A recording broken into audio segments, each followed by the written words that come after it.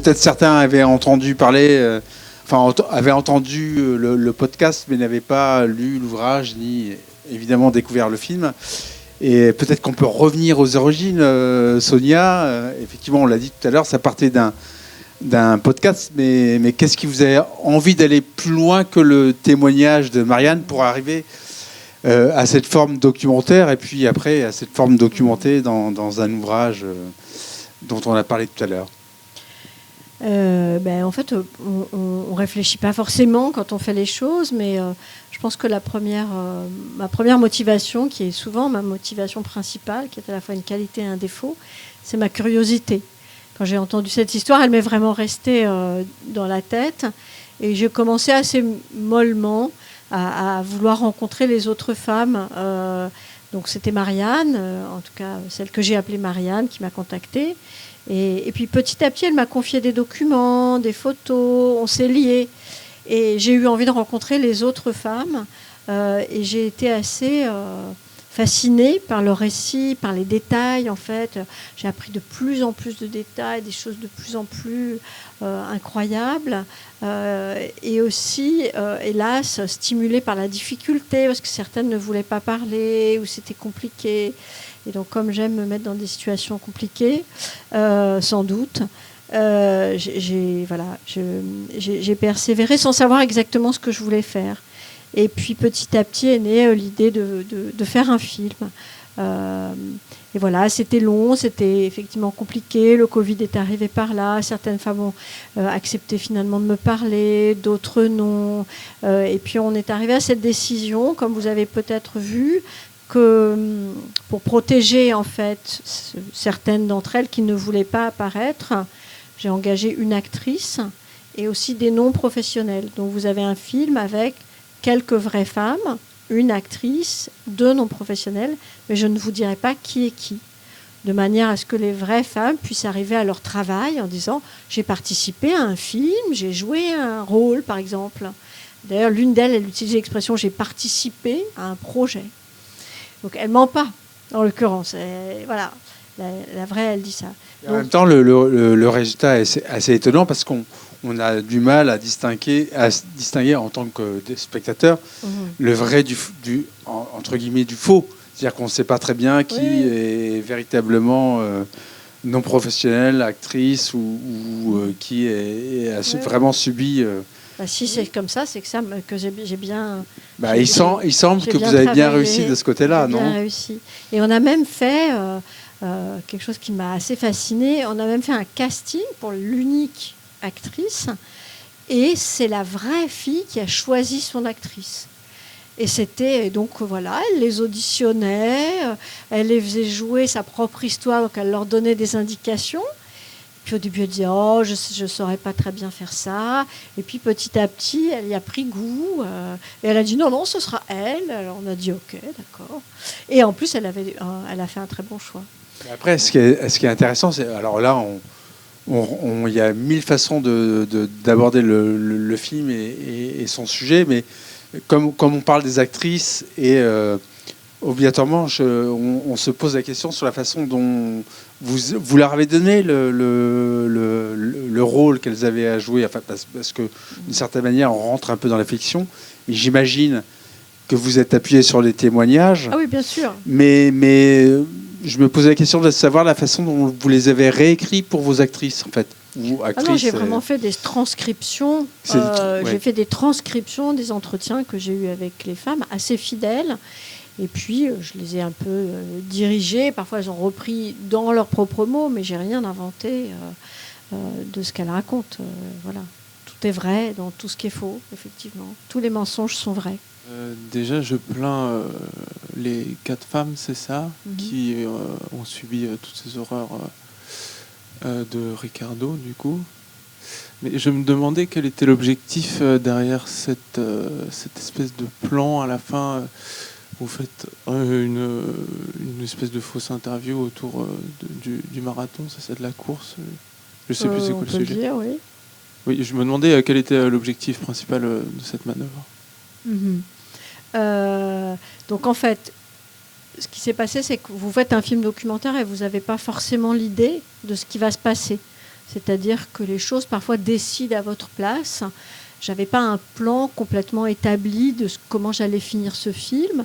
Et évidemment, j'avais quand même la curiosité, toujours de rencontrer cet homme, d'essayer de comprendre, non pas essayer de comprendre qui il était, mais essayer de l'observer, en fait, d'avoir une petite fenêtre, d'essayer de le voir. Vous savez, comme on est curieux, je voudrais voir comment il est.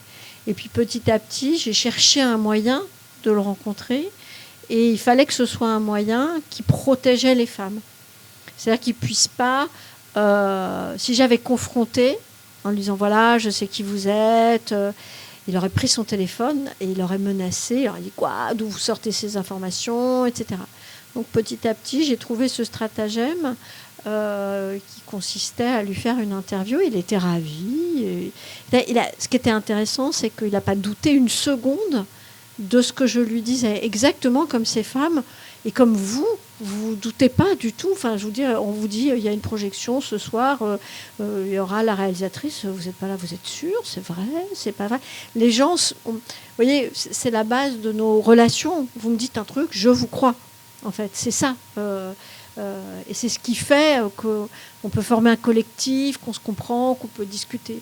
Donc voilà, j'ai trouvé cette idée qui est venue un peu comme ça, sans vraiment que je l'ai calculée. Et voilà, c'est comme ça que ça s'est passé. La finalité, c'était juridique. Enfin, vous vouliez, il fallait pas l'arrêter, fallait pas le. C'est ça. Ouais. Moi, je me demande, je me suis posé la question. Et puis, j'ai lu le livre, qui est extraordinaire. Merci. Et j'ai trouvé que c'était plus intéressant que le film. Mais c'est comme ça parce que effectivement, c'est l'écriture qui fait que on fantasme aussi. Donc oui, enfin, je pense que c'est deux objets très différents et aussi intéressants. En l'occurrence, c'est le film qui sort. Mais donc ces femmes, l'une d'entre elles, Marianne, a porté plainte. Donc en fait, elle a porté plainte. Sa plainte a été classée sans suite. Elles ont essayé à un moment donné de se regrouper, de faire une action commune, mais il en a menacé certaines. Voilà, donc il n'y avait pas vraiment de possibilité pour elle d'action en justice. La finalité, pour répondre précisément à votre question, c'est à la fois de faire un film, c'est-à-dire que c'est une proposition, ce que vous avez vu, c'est une proposition de traitement de cette question. C'est-à-dire que c'est mon regard personnel, une enquête personnelle sur cet homme. Et donc, à l'intérieur de cette enquête, il y a ma curiosité d'aller le rencontrer. Donc, ce n'est pas une finalité juridique. Et puis, en faisant un film, je prends un certain nombre de décisions qui sont des décisions, mais qui sont aussi des propositions, c'est des orientations. Voilà la manière dont je propose de raconter cette histoire. Mais par exemple, la scène de fin, c'est une scène qui est très construite au montage. Voilà, il courait, il était très content de courir. C'était pas, vous voyez, mais on l'a monté. C'est du montage. C'est vrai, je mange un biscuit, j'ai mangé ce biscuit, mais on aurait pu le monter différemment. Vous voyez, c'est aussi le montage, c'est aussi une écriture. Et c'est un film où il y a une centaine d'heures de rush et 1 an de montage. Donc avec on a étudié plein de façons de raconter cette histoire et à la fin. Avec le temps aussi, donc avec cette espèce de prise de conscience de femmes qui étaient de plus en plus impliquées dans le projet, on s'est permis de faire cette fin. Et voilà, je l'assume. Et vous faites bien de l'assumer, et puis après ça... Pas forcément, mais... Si, mais alors, d'ailleurs, la question qu'on pourrait se poser, c'est savoir ce que serait... vers quoi se serait orienté le film si Ricardo n'avait pas accepté de participer à cette interview.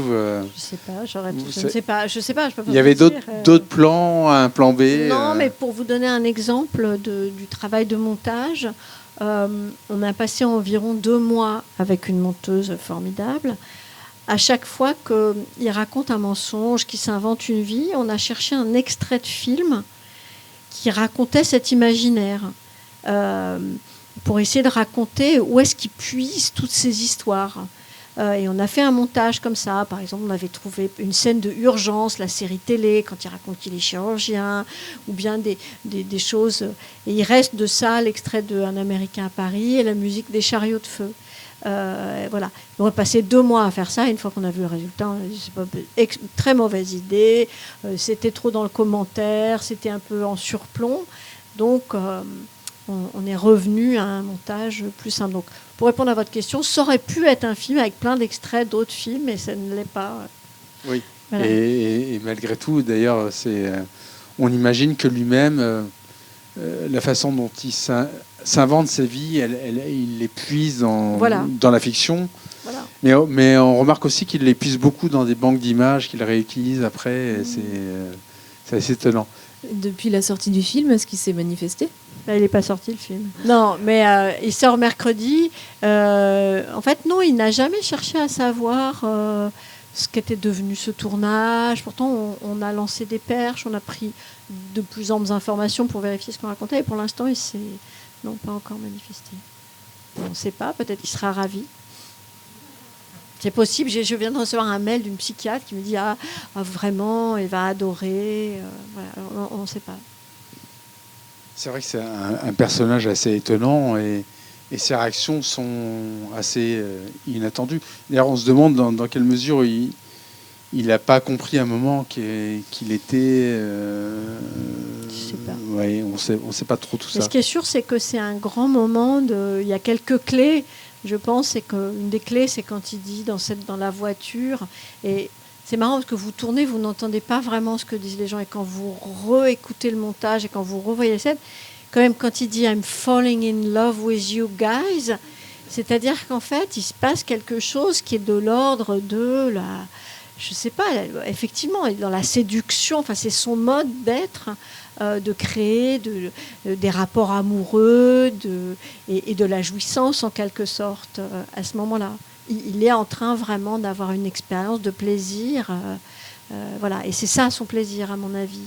C'est de trouver l'histoire la mieux, qui va correspondre la mieux à la personne qu'il a en face de lui, qui s'adapte le mieux. Là, on dirait que c'est l'Office du tourisme polonais qui lui a dit de raconter cette histoire. Enfin, c'est assez étonnant. Oui, d'ailleurs, c'est ce qui est assez étonnant dans le film. C'est que, alors, dans cette scène-là, il est la caricature de lui-même, mais vous faites dresser son portrait et encore. Est-ce que vous êtes capable de dresser son portrait ? Est-ce qu'il serait capable lui-même de parler de lui-même ? On ne sait pas très bien, puisqu'il puise dans des fictions. Est-ce qu'il sait vraiment où il en est ?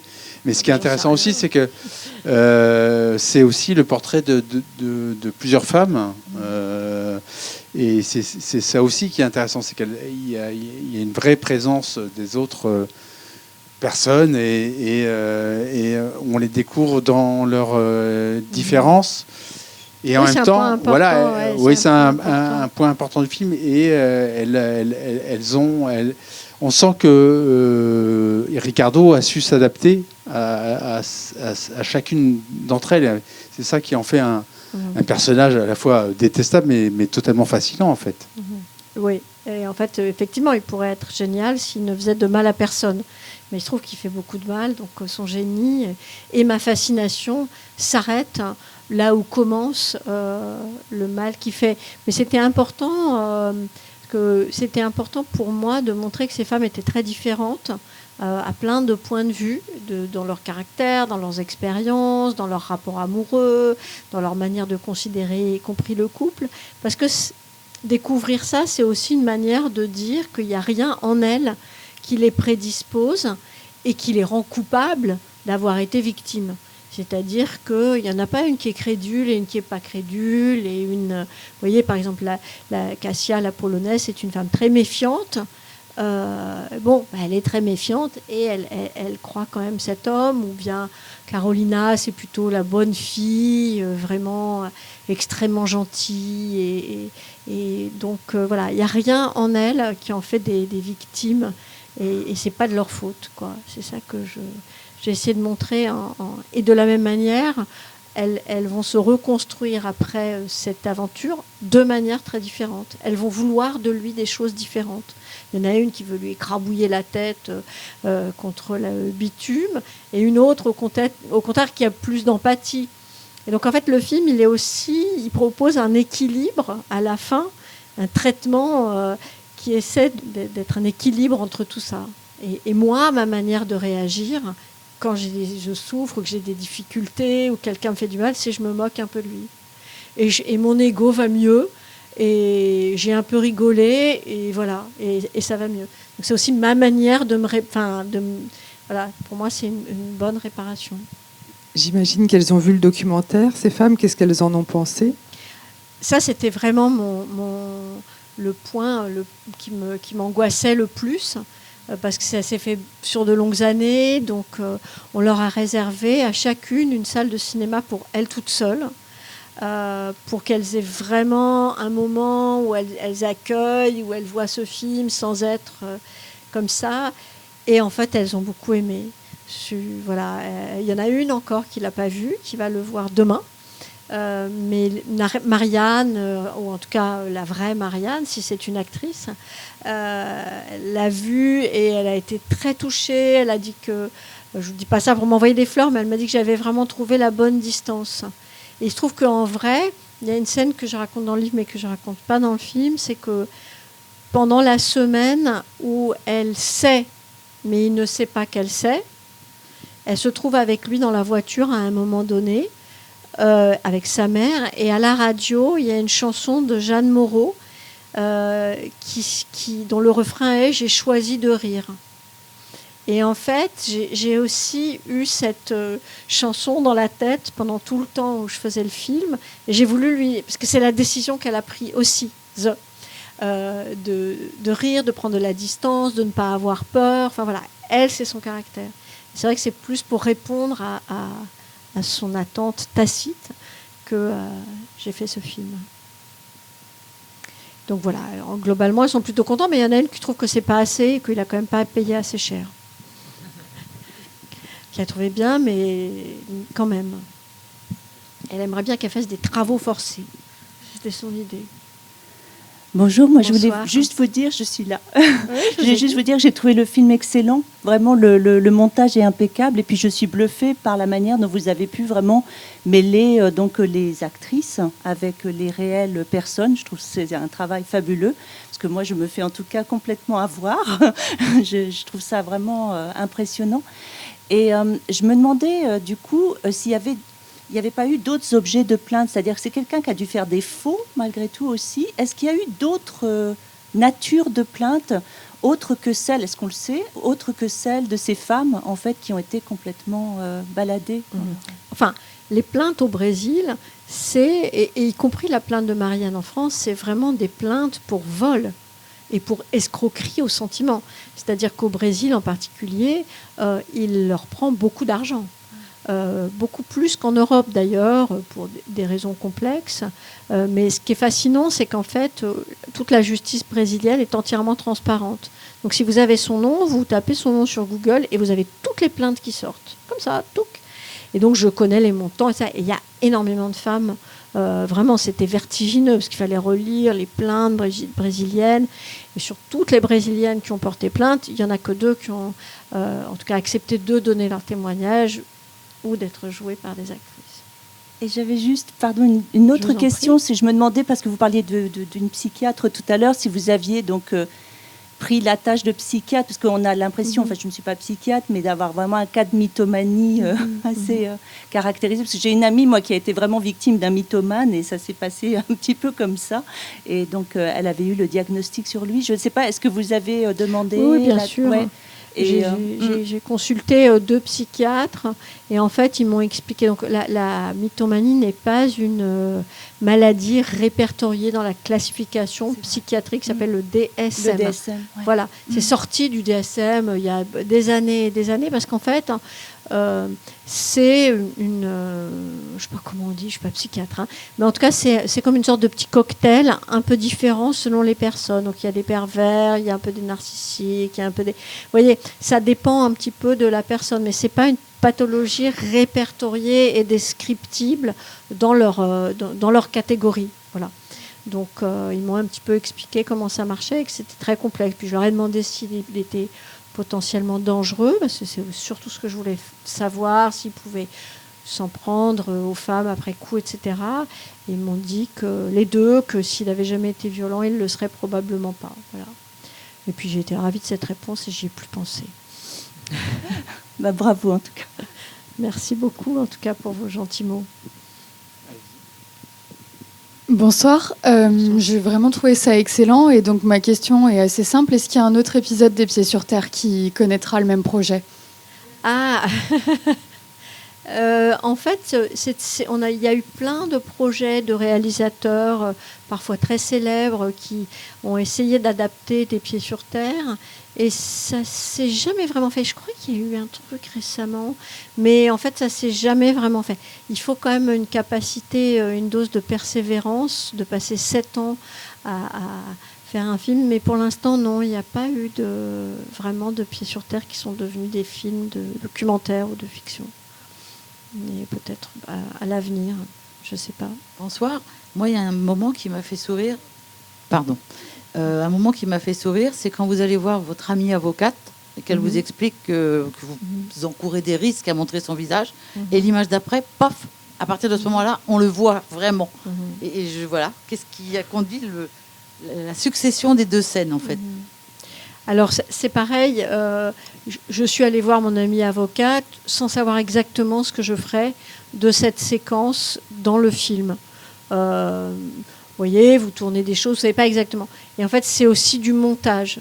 C'est-à-dire qu'à partir du moment où on a décidé de montrer son visage, on s'est demandé est-ce qu'on va le montrer au début, est-ce qu'on va le montrer au milieu, est-ce qu'on va le montrer à la fin. Et comme j'ai travaillé avec une monteuse qui est très talentueuse, on a dramatisé et on a trouvé une séquence pour raconter cette décision, qui est une décision que j'ai prise aussi après avoir demandé à des femmes qui étaient assez réticentes de témoigner. Je sentais que c'était quand même assez difficile de leur demander à elles de montrer leur visage et de flouter le gars qui leur a fait tant de mal. Donc voilà. Mais la séquence, c'est vraiment du montage. Vous voyez, ensuite, ce qui est ajouté derrière, c'est une voix off. C'est voilà, c'est mon côté Ricardo pour raconter une histoire, disons. C'est une manière de raconter cette prise de décision. En disant que ce n'était pas une décision simple.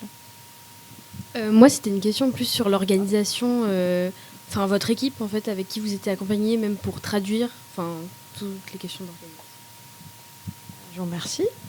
Donc, en fait, c'est un film que j'ai tourné, que j'ai étalé sur 5 ans. Il y a des séquences qui ont été tournées très, très tôt.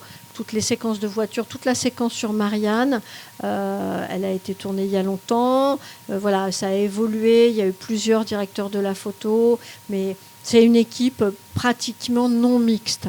C'est pas par choix, mais c'est comme ça que ça s'est passé. C'est avec pratiquement que des femmes. C'est une monteuse femme, une chef opératrice femme. Enfin voilà, une distributrice merveilleuse qui est une femme qui est assise là-bas. Voilà, donc c'est une chouette équipe de filles. Et pour la traduction, alors ça, j'avais appris ça dans mon film précédent. En fait, c'est un système super où on a une petite oreillette et on a quelqu'un qui est caché loin, qui entend la traduction et qui vous fait de la traduction simultanée dans l'oreille. Et donc, vous pouvez discuter avec les gens comme si vous parliez leur langue. Voilà, donc ça, c'est vraiment un truc super. Ça coûtait un peu cher, mais c'est vraiment incroyable d'avoir des discussions avec des gens comme si vous parliez leur langue. Oui, il y avait encore. On va prendre peut-être encore une question ou 2. Oui, bonsoir. Bonsoir. Plusieurs choses. J'ai d'abord le début où vous parlez de vous et de ce rapport justement à ce que, d'une certaine manière, vous-même, vous avez à plusieurs reprises vécu quelque chose de l'ordre du mensonge, de la manipulation. J'ai pensé aussi, je ne sais pas, mais à cette histoire terrible de Jean-Claude Roman. Alors heureusement, là, les choses ne se terminent pas aussi dramatiquement. Et puis en même temps, je me disais que vous avez fait le choix, je ne sais pas si c'est un choix d'ailleurs, c'est une question, de ne pas aborder les stratégies qu'il met en place, cet homme, pour réussir à gérer cet embroglio de ces multiples vies. Ça doit être terrifiant, enfin. Voilà, plusieurs petites choses comme ça qui me viennent. Je ne sais pas trop quoi vous répondre. Mais les stratégies qu'il met en place, je ne suis pas dans sa tête. Il faut aussi avoir à l'esprit qu'il n'a pas grand-chose à faire de ses journées. C'est-à-dire qu'il a quand même beaucoup de temps libre puisqu'il ne travaille pas. En tout cas, à l'époque où il est avec ses femmes, il ne travaille pas. Donc, j'imagine qu'il doit s'organiser, se documenter. Il choisit aussi des professions qui lui permettent de s'absenter beaucoup.